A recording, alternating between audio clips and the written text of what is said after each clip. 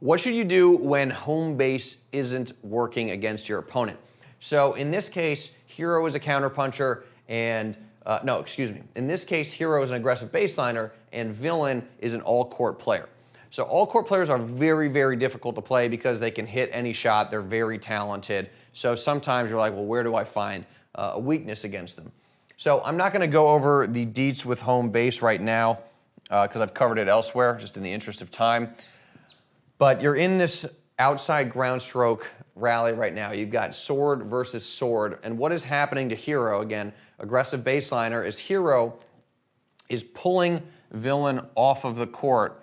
But villain from this position is able to hit both down the line like this and hook it cross court like that.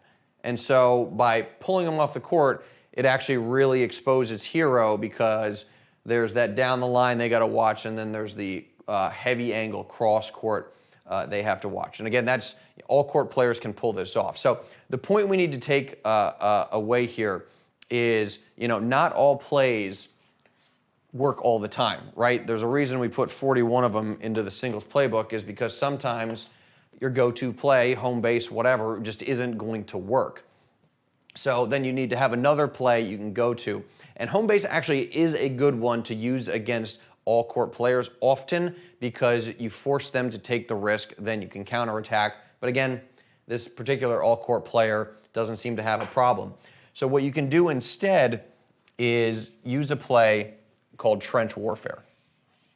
And this is a play that Rafa is great at running.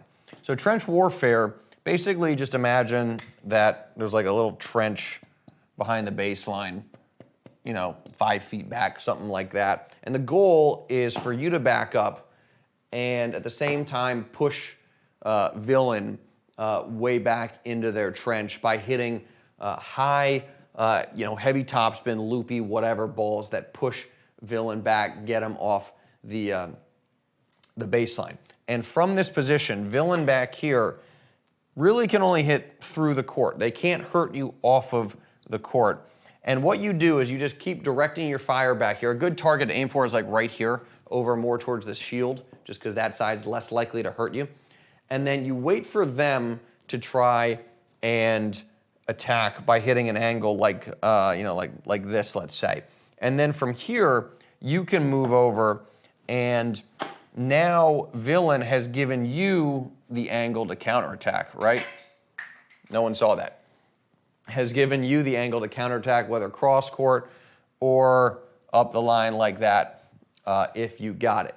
So kind of similar where home base, you were pulling villain off the court and then it actually allowed them to generate angles. Well, it's the same thing with trench warfare, where you wait for them to try and generate an angle. You want to make sure as much as possible, come out of your trench, move forward, because that gives you a better angle, and then you can get them on the run. Actually, in this case, you would just be setting up, you would stay there if they went over there and try and set up the red zone.